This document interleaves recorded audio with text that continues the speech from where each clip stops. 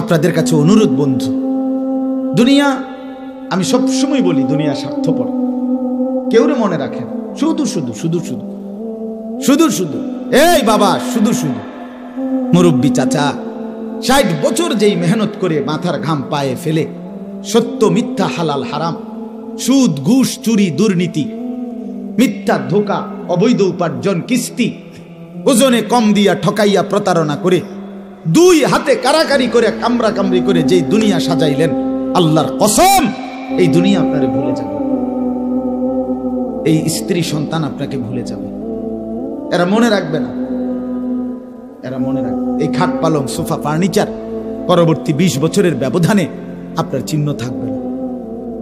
12 বছর পরে, আমার দাদা মৃত্যুর 12 বছর পরে আমি আমার জ্যাঠারে বলছিলাম, দাদা জ্যাঠা, আমার দাদা যে মারা গেছে, আমনে আমার দাদার বড় ছেলে, আমনে আমার বড় জ্যাঠা, আমনের কাছে আমার দাদাও বড় বাড়িওয়ালা ছিলেন, জমিওয়ালা ছিলেন, আমার দাদার খেরের ফাড়া, এরপরে হালের গরু অনেক ছিল।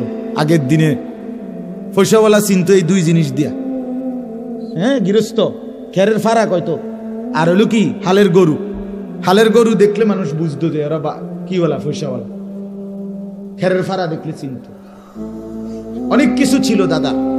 তা আমি বললাম, জ্যাঠা 12 বছর পরে এখন জ্যাঠা আমার দাদার রেখে যাওয়া স্মৃতিচিহ্ন হিসাবে আপনার কাছে আছে এমন কিছু আমার একটু দেখান। একটা নুনের বাড়ি, একটা চায়ের কাপ, একটা কাচের প্লেট, একটা কিছু, যে কোনো একটা কিছু আছে কিনা। কসম আল্লাহর, জ্যাঠা কাঁদা দিছে, চোখের পানি ফেলে বলছে, না ভাতিজা, তোরে দেখাইবার মতো আমার কাছে কিছুই নেই। এর নাম দুনিয়া, এর নাম কি দুনিয়া। তাহলে আমার দাদা কি মাটির বইয়ে ভাত খাইছে? আমার দাদা ফেলেটে ভাত খাইছে না? কথা বলেন না কেন? আমার দাদা কি নুন মাটির নিয়ে রাখছে? তুমি সেই নুনের বাটি কো, সেই প্লেট কোথায়? দুনিয়া মনে রাখে না, দুনিয়া মনে রাখে না। শুধু শুধু অনর্থক সুদের টাকা দিয়ে ছেলেটাকে বিদেশ পাঠাইলেন, অনেক বড় ক্ষতি করলেন, নিজেরও বড়।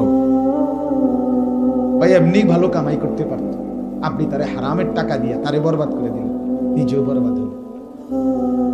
কিস্তির টাকা দিয়া খাট পালং ফার্নিচার বানাইলেন, অনেক বড় ক্ষতি করে ফেললেন পরিবারের।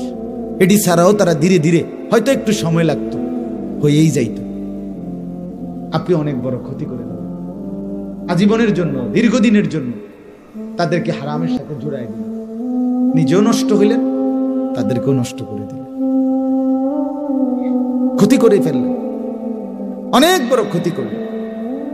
আমার আব্বা 2015 সালে ইন্তেকাল করছে, ফ্যামিলিতে তেমন কিছু রেখে যায় নাই, কিন্তু পরবর্তী 9 বছরের ব্যবধানে আমরা 5 ভাই এই সংসারের যা দরকার আলাদা আলাদা ঘর করছি, আলাদা আলাদা খাট পালং ফার্নিচার সবই হয়েছে, এমন অসুবিধা হয়নি। কিন্তু বাবা 5 ছেলেকেই আলেম বানায় গেছে। বিনিময়ে এখন কি লাভ হয়েছে? এখন 5 জনই কোনো না কোনো মসজিদে জুমা পড়ায়, মাদ্রাসায় পড়ায়, কিছু 2-4 শব্দ আল্লাহর কথা বলে। তো যাই বলে, যাই নেক কাজ করে, খোদার কসম আমার আব্বার কবরেও সব যায়, আমার আমল নামাতেও জমা। বাপও গেইনার, বাপেরও লাভ, আমারও লাভ, দুজনেরই কি হয়ে গেল? লাভ হয়ে গেল না? দুজনেরই লাভ হয়ে গেল। আর দুনিয়া, দুনিয়া আমার বাপ ছাড়াও আমি কিনছি, আমারও সোফা, খাট, বক্স খাট, ফ্রিজ, 2টা ফ্রিজ আছে আমার, আশ্চর্য কিচ্ছু না। এটি লেগে এত মিশা কথা কম লাগে না। সোফা এক সেট বানাইতে আপনার এই 60-70 হাজার টাকা লাগে, এটার লেগে এত বাটফারিকরণ লাগে, এত সিটারিকরণ লাগে না বেটা, এত মিথ্যা কথা বলতে হয় না। 3টা খাট বানানোর লেগে এত মিথ্যা কথা বলতে হয় না, টাইলস লাগানোর জন্য এত মিথ্যা কথা বলতে হয় না, এত চিটারি লাগে না মিয়া। আমরা ভুল করছি, আমরা হায়াত, আমরা আমাদের জিন্দেগি, আমাদের সময় ইচ্ছা করে অনর্থক না বুঝে অবহেলায় শেষ করে দিলাম।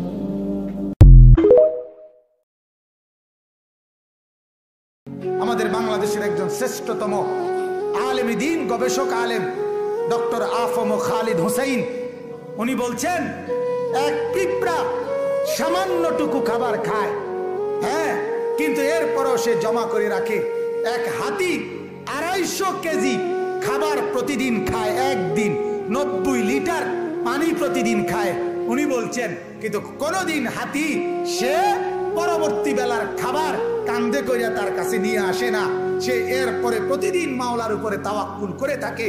রব্বুল আলামিন 250 কেজি খাবার প্রতিদিন তার কাছে পৌঁছায় দেয়।